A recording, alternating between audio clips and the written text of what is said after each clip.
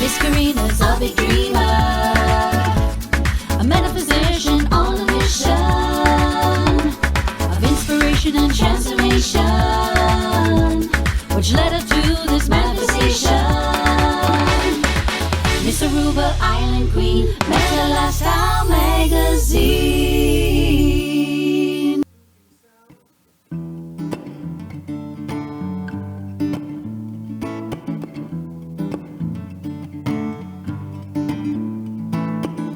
We'll escape through the back door, walk out through the pouring rain. Don't believe what the doctor says, 'cause I know we both feel okay. This world keeps spinning and living in it for me is with you now. So what's your heart trying to say?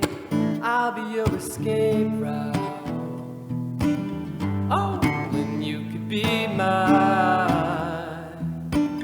I'm ready for the real thing, baby, 'cause that's my desire, yeah. We'll escape through the back door, break free from the games we once played, get a house with a nice view, fresh air by the ocean, baby. This world keeps spinning and living in it for me is with you now. So what's your heart trying to say? I'll be your escape route. Oh, and you could be mine. I'm ready for the real thing, baby, 'cause that's my design, yeah.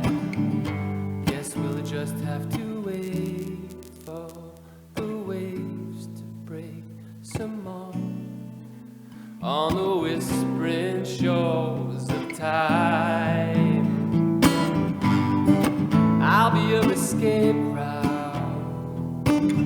Oh, and you could be mine. I'm ready for the real thing, baby. Oh, 'cause that's my design, yeah. I'll be your escape route. Oh, you could be mine. I'm ready for the real thing, baby, 'cause that's my design. Oh, 'cause that's my design.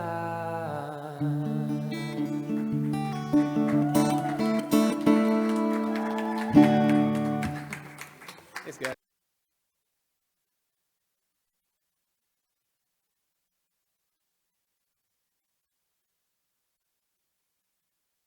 To the Meta Lifestyle Magazine show. I'm your host, Karina Felix. Join me each week on this exciting new magazine TV platform as I bring in guests that will discuss everything from spiritual growth, personal awareness, and business success. Join us as we share our journeys and inspire you to live a meaningful life, serve a higher purpose, and make a global impact. Oh my goodness, thank you so much. That was Alessandro, who I just met this weekend. Again, I keep running into people and the connection is so amazing. And thank you so much, Alessandro, and we will see more of him later on in the show. Thank you so much for tuning in today to the Meta Lifestyle Magazine show, the source for enhancing, impacting, and transforming lifestyles. I am your host, Karina Felix, and I have with me Miss Nandini.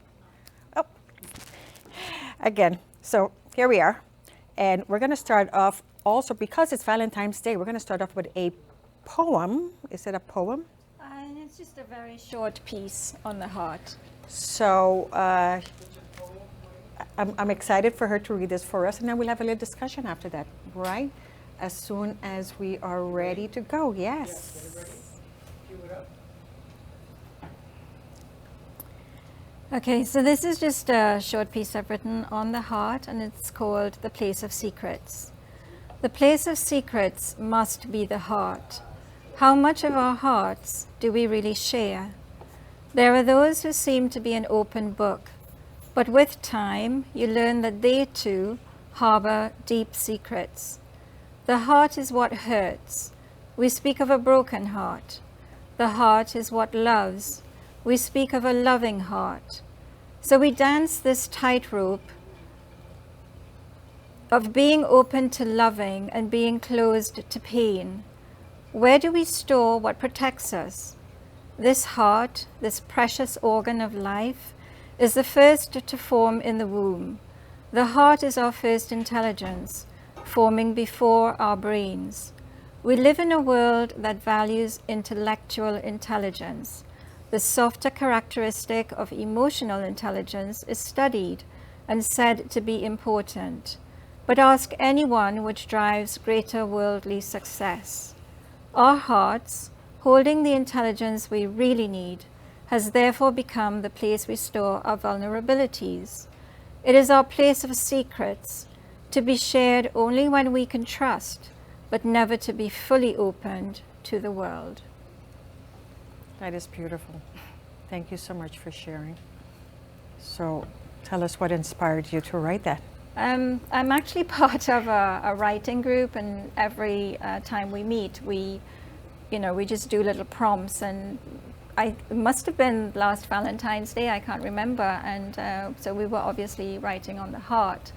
And those were the words that came to me. There's no preparation when these prompts are done. I know. You simply write what comes to you. So those were the words that came. Yep, I totally get it. I have a lot of poetry just like that. It's in a moment of inspiration, is something that needed to come out, and it's there. So that's great. So happy Valentine's Day to everyone, and again, welcome to our show. We have a fun show today, and I don't know, you have any thoughts on Valentine's? I know we were talking about, you said what a heart wants and the secrets. What's the meaning and the background of that to you? I guess, we always talk about our hearts while we're really focused on our brains. True. We live in a very masculine world. That's the reality that we are in. And the more feminine aspect of living from the heart is something that we've lost. And perhaps that is why many times we just carry a very heavy heart. And I guess that's what those words seem to portray the more that I read it. It's that place where we keep everything that is so secret to us. And although we may share some of those secrets, there are some things that our heart holds that it's only for us. And the more we share what is in our hearts, I think the better this world would be. If we lived from the hearts, we live too much from the brains. And I think that is what we need to change as the feminine energy comes in. Do you think that many times, and we've all been in love and out of love, and in love and out of love, and we've had the broken heart and the crushes, but do you think at some point we block that one thing to let people too close? Like we let people in but not enough because we're afraid of what if my heart is broken again, and we don't live enough in the moment of, so what if it's broken? I already went through a broken heart. Here I am, I'm okay. So let's break it again. As long as I can have the moment of that enjoyment. You're laughing, Michelle, I'm gonna get to you soon. But a moment of just abandon, just have fun. I mean, so what? Because enjoy that, it while it lasts. yeah, because it's always that beginning of a relationship that's so amazing, so much fun, so energetic, it's crazy. But when we stop that from happening, we actually stop half of the enjoyment of being in love, falling in love, and it's okay to fall out of love, but it's the experience that makes the whole difference, right? We're afraid of pain. That's what it is. We do not want to be hurt, and we want that euphoria to last, and we all know that it doesn't. It doesn't. And that's the question. Why doesn't it? Because at some point we realize, oh, this is going too good things that are too good has to come to an end. So we kind of sabotage ourselves. We do that a lot. And we, many people would sabotage and say, well, before I get hurt, I'll back out or I'll create a situation. And sometimes it becomes subconscious because it's such a habit of saying, before it goes there, I'm out. And then you stop yourself from enjoying what could have been something fun. And even if it's just for the moment, sometimes that moment is all you need. Sometimes that moment is just whatever that catalyst you need to get you to that next level, right? To jump out of that comfort zone. But, as you're speaking, Karina, I'm just thinking about what you said about why the euphoria does not last. And coming back to the place of secrets, is it that we are not willing and vulnerable enough to share the reality of ourselves, everything that we've been through in our lives with the people who are closest to us? And it is because of that we don't accept that perhaps in sharing the depth of what we are would actually enhance our relationships. Maybe that's a difficult step for us to take. You said the right word. You said vulnerable. We don't know how to be vulnerable no more. We're afraid of being shamed. We're afraid of judgment. We're afraid of being ridiculed, laughed at, whatever that is. We're so concerned with everyone else's opinion and judgment that we stop ourselves from just being you and just being your true, authentic self. We stop being true and authentic because we just want to fit in with what everyone else expects from us. I was just about to say that we have to understand just how much we are conditioned. You look at movies and there's always this happy ending, and we're told that romance and love has to be a certain way. Correct. And when things don't work out that way for us, we feel like we're a failure. Right. And where are we storing all of that? We're storing it in here. True. And that becomes the secret. So this is going to be interesting because I was listening to the Brooklyn Cafe show today, and they were talking about compromises and how you have to compromise when you're in a relationship. And the truth is, I don't think you have to compromise, because even though it's great to have a couple relationship, it's also very good to have your own thing. Whether it's going to the movies to watch that chick flick with my girlfriend, I'm going to do that with my girlfriend. Then there's that time that I just want to be alone to do my own thing. And then there's that couple. That's where the compromise should be. It shouldn't be that I should give up to accommodate someone else. You got to find a balance where we each have our space. You should be able to go hang with your friends, and the guy should go have drinks and watch sports with his guys on a Sunday afternoon. That should be okay. We shouldn't always have to give up, because the minute that word give up shows up, resentment goes with that. Right? So very true. And I think for us women, because we've been conditioned to always be available, Yes. to always be the giver, to Yes. always be the carer, Yes. and that is what is expected of us. And it's very, very difficult for us to draw the boundaries and Yes. say, this is my time, Yes. this is my space, this is what I need to do right now.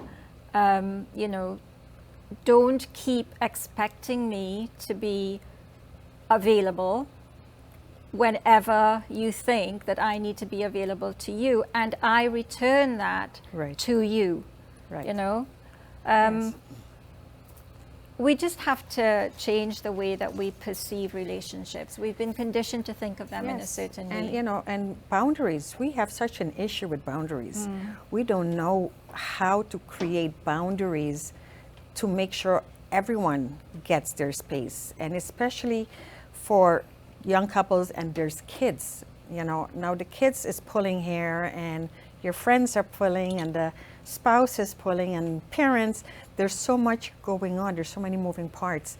So you do have to find that space where you could dedicate without feeling guilty of taking time for yourself, which is, again, one of those things again. Today is the day of love, and what is the most important love that we can have? Love of the self. Yes. If we're not able to love ourselves, we're not able to love anybody else. So on that note, we're going to go on a short commercial, and we will be introducing today's guest. And we have quite an interesting show today, so see you in a bit. Hi, I'm Karina, Felix, publisher and editor of Meta Lifestyle Magazine, the source for enhancing and transforming lifestyles. And today I have a special offer just for you. Go to my website, metalifestylemagazine.com/subscription, and get your free edition today. You've been watching the Meta Lifestyle Magazine show with your host, Karina Felix. If you would like to connect with me, go to metalifestylemagazine.com/connect.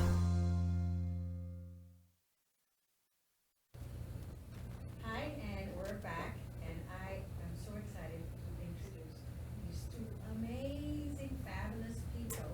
And here we have Miss Michelle Alva, and we have Joe Petroske.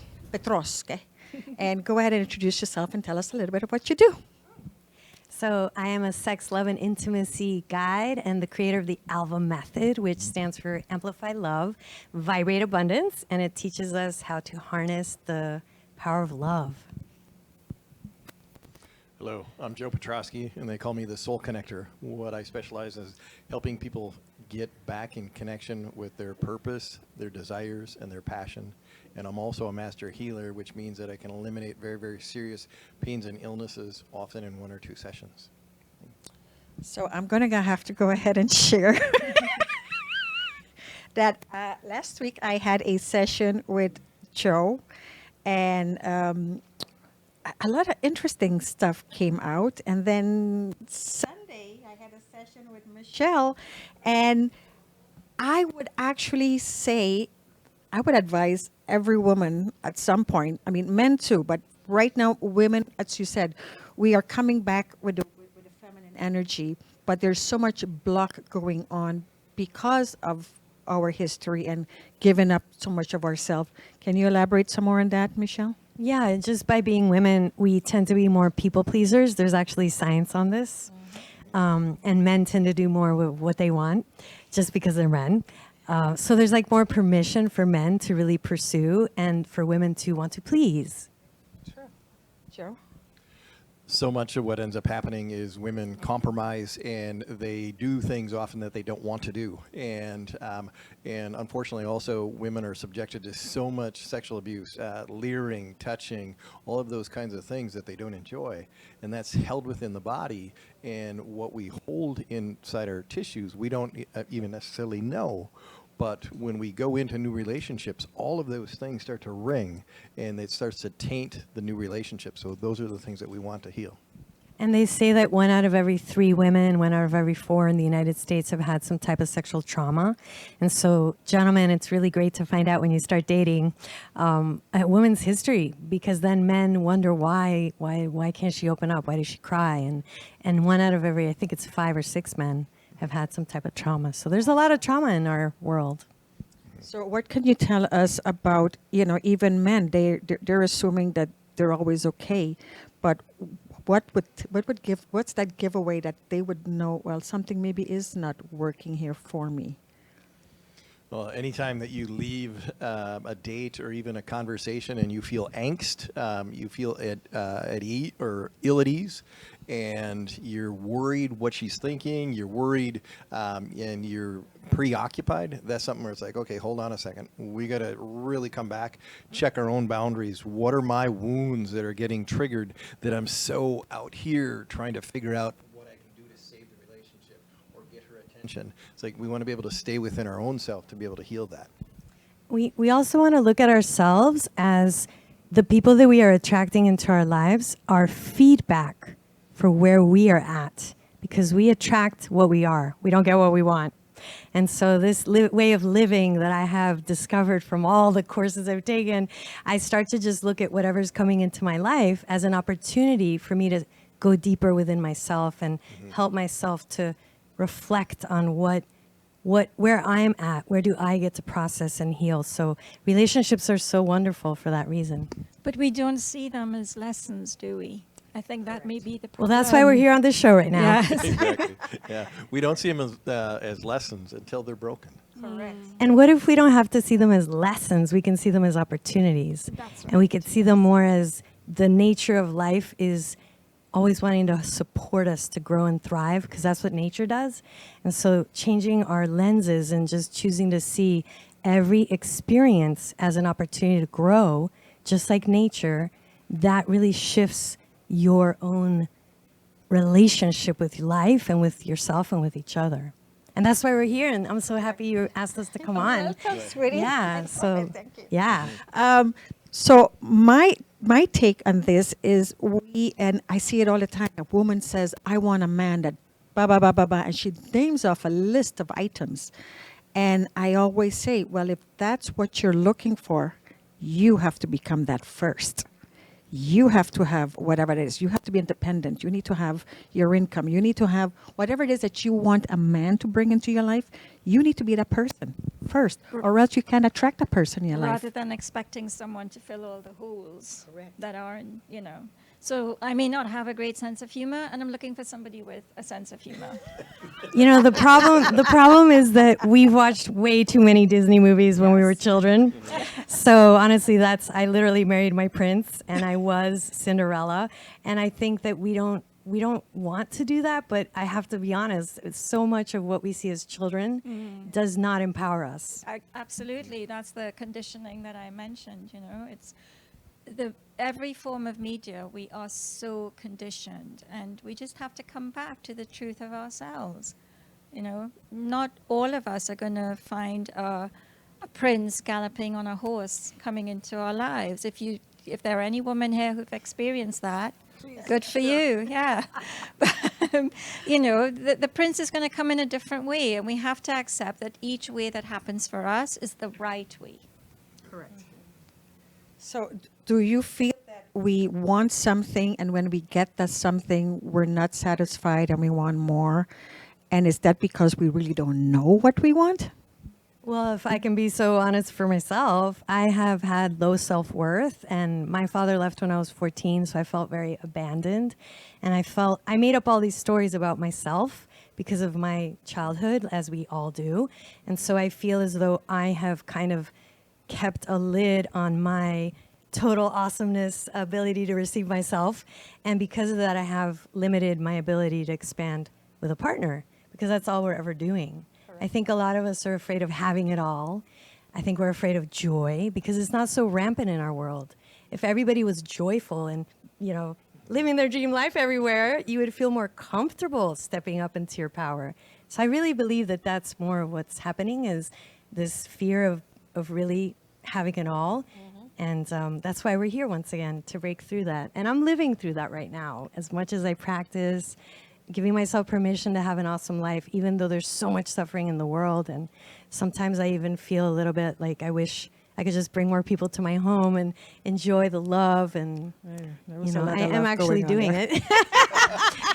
Instead of us thinking that we have to be suffering all the time. Not that suffering is a bad thing, but we really are having this opportunity. We can create heaven on earth, and focusing on love and acceptance and compassion. And it really does impact the world, what we think, each one of us. So thanks for having us here.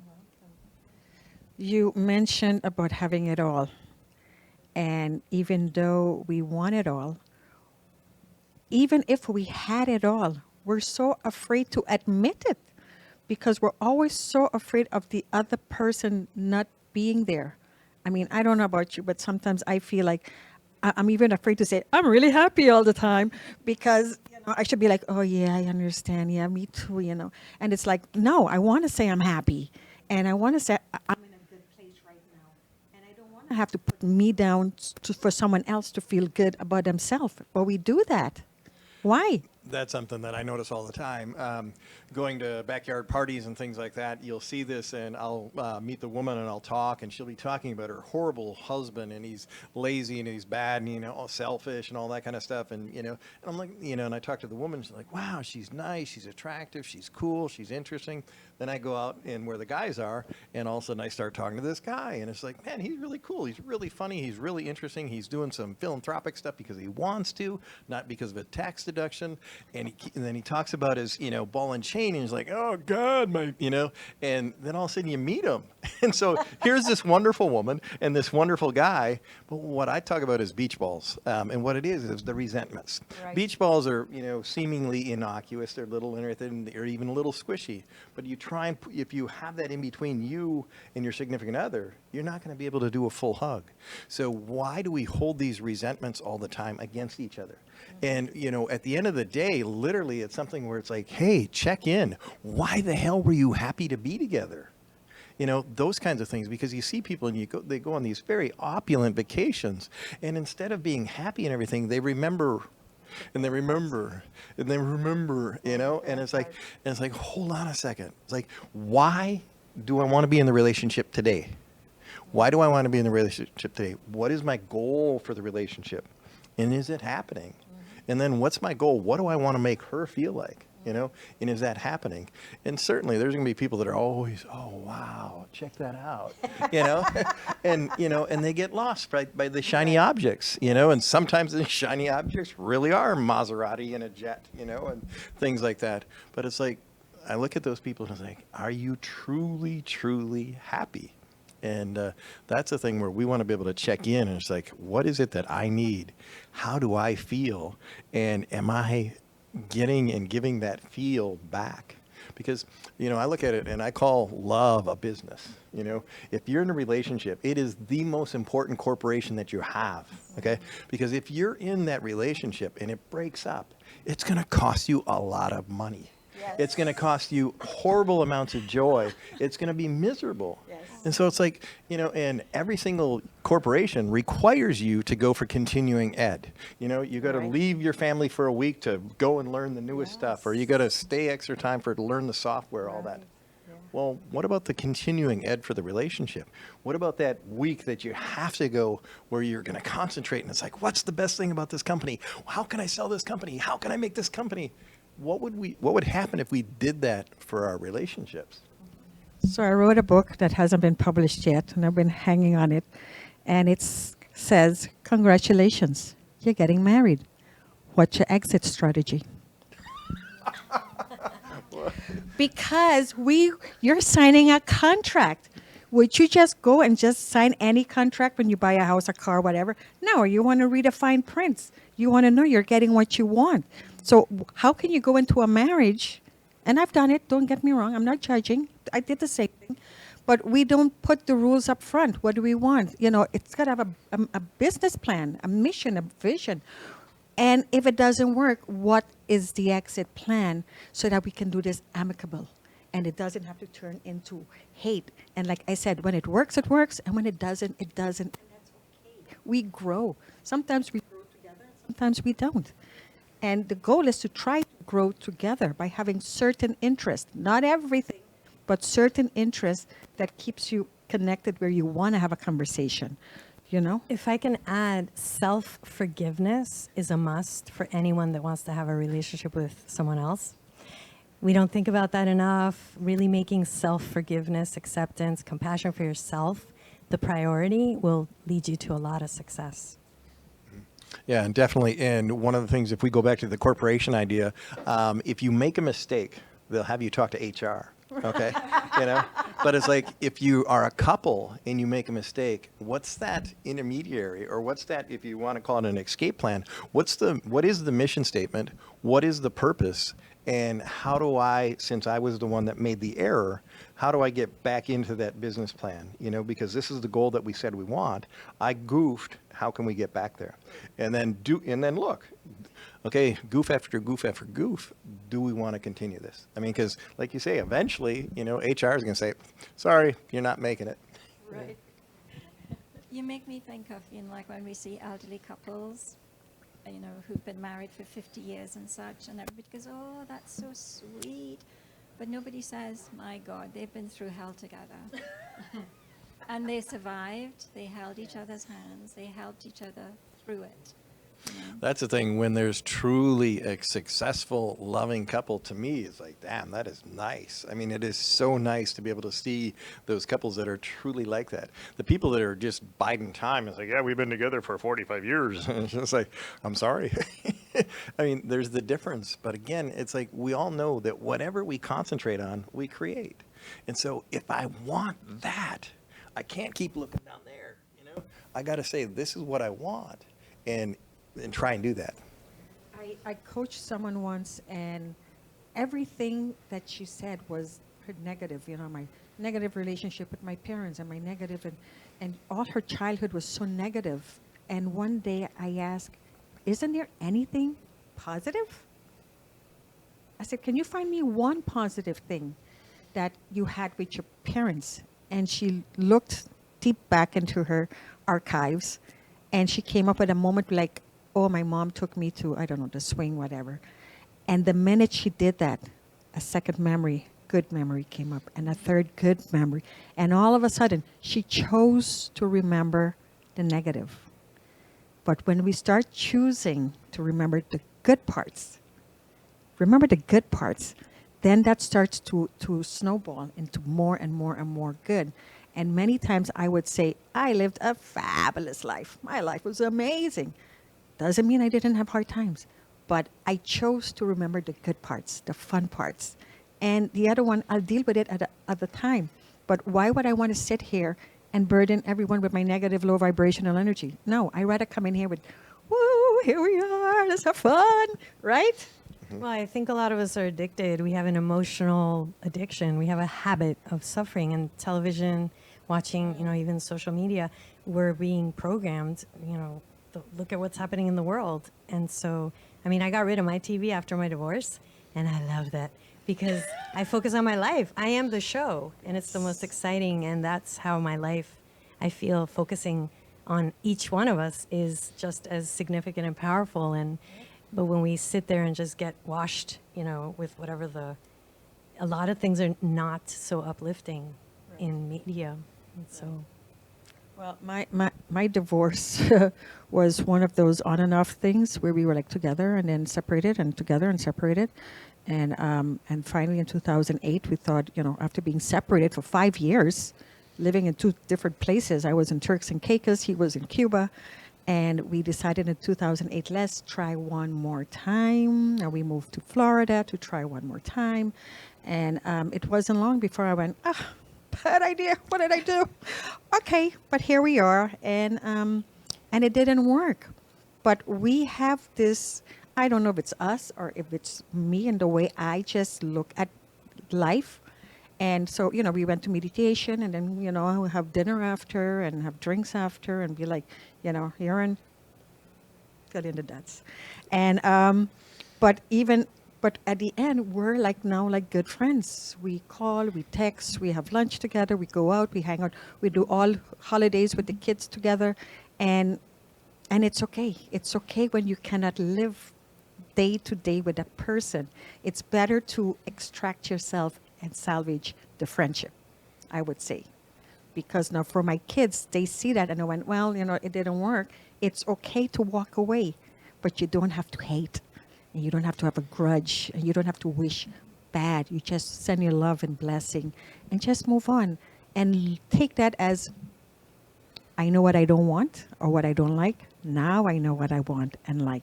Because a lot of times we don't know what we want or what we actually like. And this is where you get to figure out, I like and what I don't like. Now I know what to go after. I think what it is that a lot of us don't realize that we are the ones that get to choose our lives. I think a lot of us grow up with parents that tell us how to be, or, you know, shh, be quiet. No, you can't, you know, you should be a lawyer instead of a musician or something like that, or an artist. And so I don't know how many of us actually say, how do I want to create my life? and live sovereignly. You know, I think there's a lot of codependency, I know that's where I came from, and I just wanted to please people, and I wanted my mom to be happy. And so I think that's why we struggle with what we want, knowing what we want, because who's teaching us in school or even as we grow up to please yourself, you know, to think about yourself. That's not thought at all. It's never. It's all about don't be selfish. You have to share. I mean, even little kids, you know, they have their toy. It's their toy. Right away, their friends come over. You have to share. Why? It's mine. I don't have to share. Yeah. I share if I want to share. And we need to be to the point where, and I said this even to my own kids. I'm like, when I cook, I'm not cooking for you guys. I'm cooking because I want to, because it makes me feel good, you know, and you get to benefit from that. But don't think that I'm going to cook because I have to prepare dinner for my kids and I have to. We need to step away from that. We need to come from a place of, I'm doing it because I get pleasure out of it. Because Pleasure, there that you word. go. That's another one. This is her word. Go ahead. This is your word. Go ahead. Well, I feel pleasure is such a taboo word. You know, I was raised Catholic, so I saw Jesus hang on the cross, bloody hands every Sunday. So pleasure was not in my week. You know, the concept of pleasure and even masturbation. I mean, I didn't touch myself till I was 37 years old. So I felt guiltiness with pleasure, or even the thought of me as a woman desiring pleasure. It was more of a man thing. Yeah, that's something that is just something from a guy's perspective. It's like, really? For a woman, you haven't masturbated? Are you kidding me? But that's truly the case. There's so many women that haven't looked at that. And it's like, okay, hey, Creator put 8,000 nerve endings in one particular location, another 4,000 to 6,000 in another location. They're in the same area, and you're supposed to ignore them? I don't think so. Oh, my goodness. You know, and so it's like, so seriously, and you know, and we all know the scientific benefit from that amount of pleasure and that release. And what we want to look at too is also, it's like, what's the guilt? What's the, oh, I can't do that? And you know, and in a dating situation, if a woman isn't sure what she likes, how are we supposed to know how to give that to her too? Then you go see Michelle and she shows to you how it goes, because Michelle brought us some props. Should we do a little demonstration? Is that too much? With my honor? No. Oh, Jimmy. She's always so She would be helpful. censoring us so fast and be like, turn off the TV. Well, she brought some props. Here I am. Can we get a camera to zoom in here? Because this is going to be fun. Guys, pay attention. And for people on the radio, I'm sorry, but you better figure out, go on YouTube and see the reruns, because Moose, yes. No, Use the your imagination has not worked. That's why there's props. Go ahead.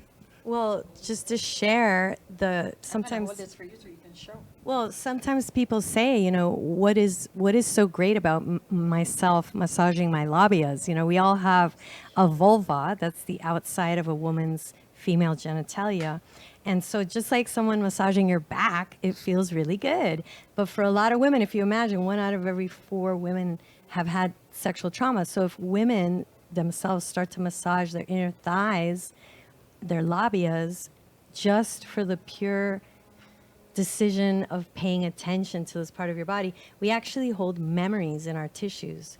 And massaging your own labias, and for a man, massaging behind your testicle, the outer between the testicle and the anus is where the prostate is for a man. And so men just caressing yourselves, caressing your testicles, just massaging around that area, we're creating this pleasure, kindness relationship where somebody may have spread your legs open violently or just penetrated you without consent. And so this is something that I teach women. I have these workshops, just like you were a part of, where we slow down and we start to just connect and feel and ask how, if these walls could talk, if these lips could speak, what would they say? Are they happy lips or are they tense, constricted? And so it's amazing when we do this. I'll have my clients actually hold this little pillow and ask their own vulva through the metaphor of this pillow, and sometimes women will start to cry.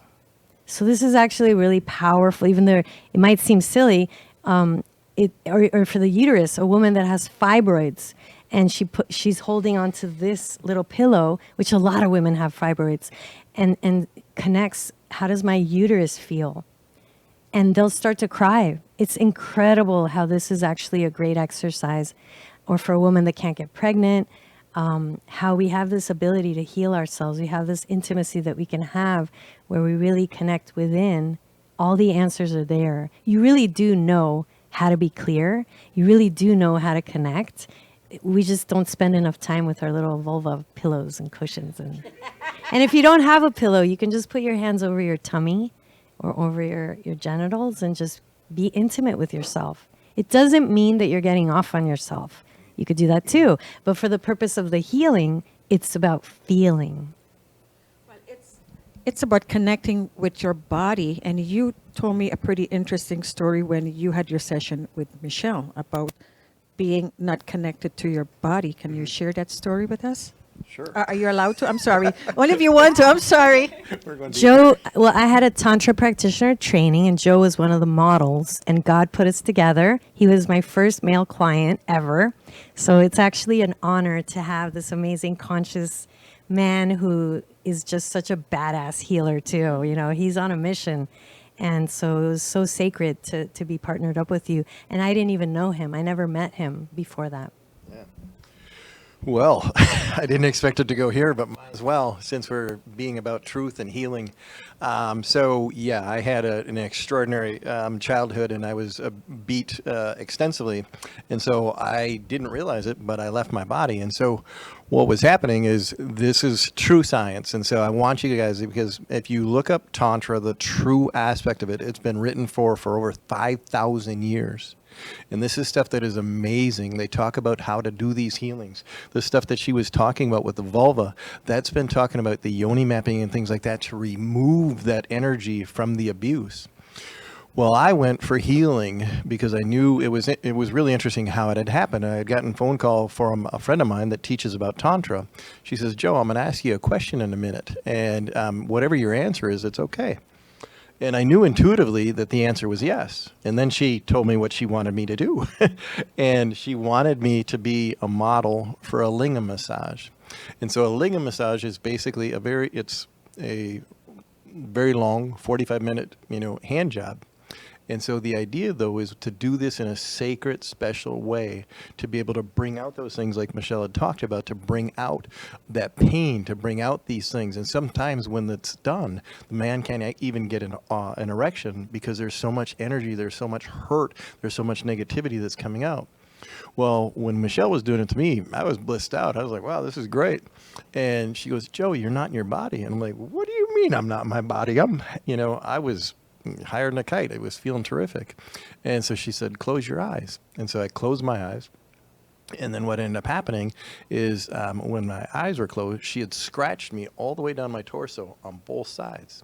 She says, Joe, open your eyes. And she goes, look at your chest. And there was red marks on me. And she goes, you didn't even feel that. You weren't even aware. And that's how much I had left my body. And that's something that both men and women, because of our different traumas, and also just because of the darn guilt, we've been told we can't relax. And we have all these things. And it's like, how can I trust? Do I really open up to you? And that's a really scary thing for both couples, for both people. And so to be able to open up like that, when Michelle let me realize that, I was just like, wow. So I tried with breath to stay inside my body and be inside my body, and it was fantastic. And so when this happened, I'm not going to go into all of it, but when she did this, there was a vision that happened. It was just like, bam. And what it was is it felt like one of those old-time x-ray plates were taken out of my body, and the light from the backside of me shone to the front. And then what had happened is there was another vision that I'm not going to share particular about, but there was another vision when this happened. There was dust and there was smoke, and the dust was all the physical violence that I experienced, and the smoke was all the verbal violence that I had experienced. And it was the first time that I could think of my father and say, and this is my dad, instead of this is my dad and, or this is my dad but. And so if there's family and friends out there watching, it's like, okay, I know my dad's trying now to be a good guy and everything like that, but back then he was a rageaholic and I'd suffered a lot. And when you did that, it was such an amazing thing. So if you be careful who you go to, but Tantra healing is huge in what it's done for me. And I have a background in pelvic floor physical therapy. I just want to throw that out there because I would not have been able to do at a Tantra training what I did if I didn't have that background in science. And so I really feel safe to have had the confidence to trust my intuition because we were practicing lingam massage, but it wound up being something different. And that's the beauty of it. Joe was so open. He was open to the unknown. I was listening to spirit. And this is what love is. Love is about trusting. And I just wanted the highest for this person, and he wanted the highest for himself. And it was really beautiful. Thank you for being such a, so whoever works with Joe, he's been to the darkest places in himself, the most not felt, and felt those. He's fully feeling now. And so this is something else that I think is so important, that if you really want to serve others, to do the deeper work. And that's why Tantra, this body work that I'm so grateful that I am aware of and share and teach people, when we go to the root part of our body, our anal area, our cervix, our G-spot, the prostate area for a man, we have a lot of memories there, even potty training trauma, or if your parents spanked you. It's incredible how we shut down that root part of the body. And so working as a physical therapist for 28 years, people with chronic low back pain, a lot of us have emotional pain. And this is where I don't work in physical therapy anymore. I'm a mindset coach. I work as a Tantra practitioner, helping people to connect to the energy of love. And so these ways I feel are so much more in alignment with the natural essence of what we are, which is energy. And when we have an open mind, when we feel safe, miracles happen. And that's the magic of love. Well, you guys won't believe how fast time has gone by. And I'm so wishing we had so much more time to talk about this, because this is such a deep, deep conversation. Just one point I want to quickly make. I'm so glad you used the word sacred when you were speaking about Michelle's work. I think too many people do not see sex as something that is very, very sacred, that when a couple are being intimate with each other, it is a very sacred act. And I think that leads to a lot of trauma. Well, we all know that sex, happiness, joy are the highest level of vibration energy you can possibly have. It's right up there with, joy. And, we've bring it down to just a, whatever, mundane, whatever, something you do. And, it should be pleasurable and joyful and fun. And not something that's shameful, not something that you should be guilty The about. highest and there is too much of that. oxytocin a person can experience, the highest levels, because I researched a lot the science, whole body orgasm. And that means your heart, you get your heart on before you get your heart on. And you remember that you are divine, you are sacred, you are one with all of creation. So allowing that creative energy to flow through you is the highest love. And that's part of the idea.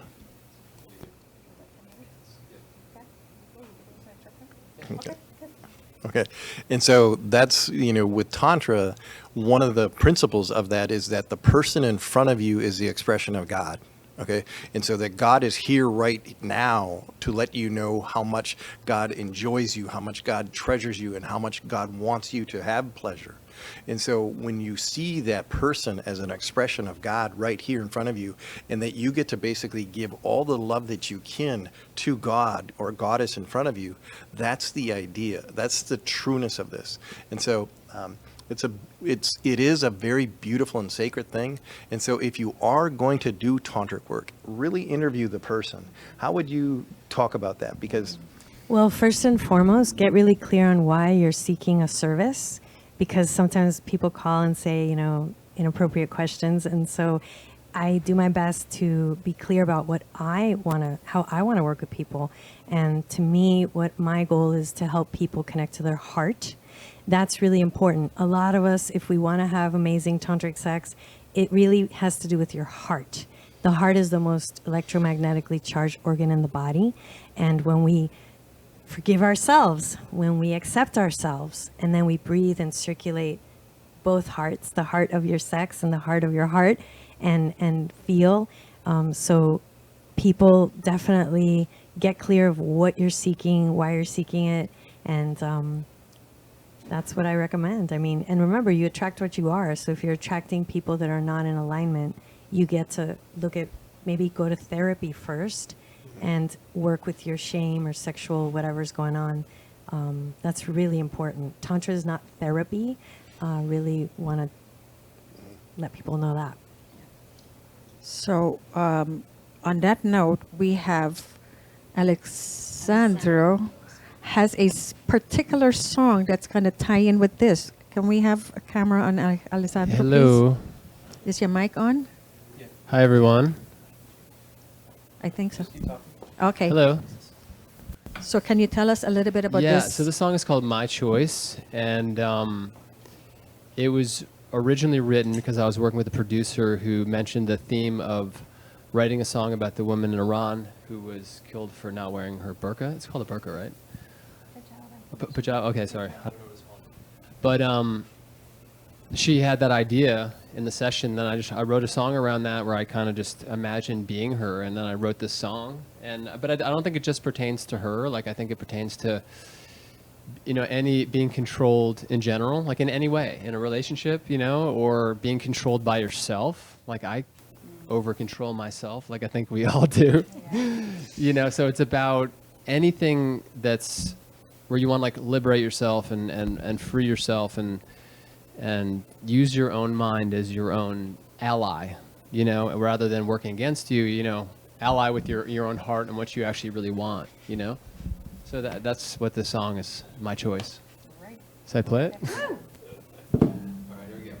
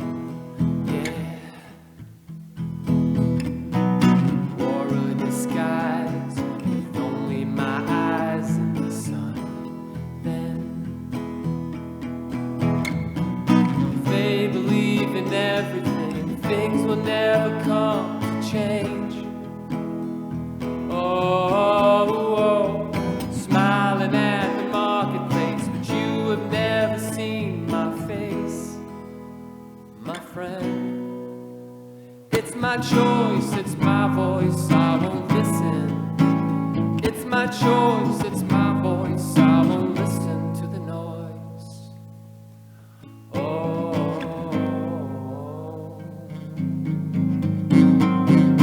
Told me to lie, won't cover and hide all this love, dear. Into the night, so fear in their eyes when we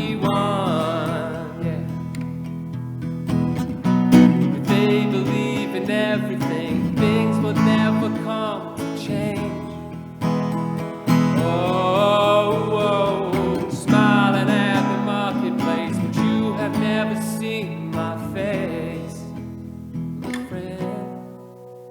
It's my choice, it's my voice, I won't listen. It's my choice, it's my voice, I won't listen to the noise. It's my choice, it's my voice, I won't listen. It's my choice, it's my voice, I won't listen to the noise. Hey,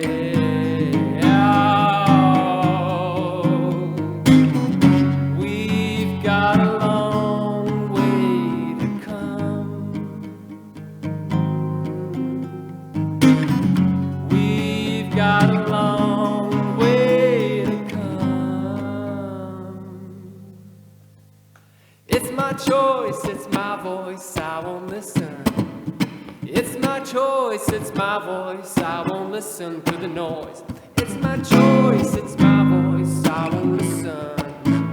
It's my choice, it's my voice, I won't listen. Oh, yeah.